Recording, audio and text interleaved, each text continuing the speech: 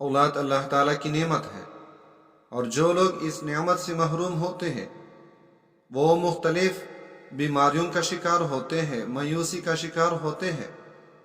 تو آج آپ لوگوں کو ایک ایسا وظیفہ بتا رہا ہوں، جو لوگ اس وظیفے کو معمول بنائے اور صحیح طریقے سے اس کو پورا کرے تو اللہ تعالیٰ اس کو اولاد جیسی نعمت سے نوازے گا۔ لیکن وظیفہ سے پہلے سارے ساتھیوں سے گزارش کرتا ہوں کہ وہ اس کو آگے بھی شیئر کرے تاکہ سارے مسلمان اس سے مستفید ہو جائے۔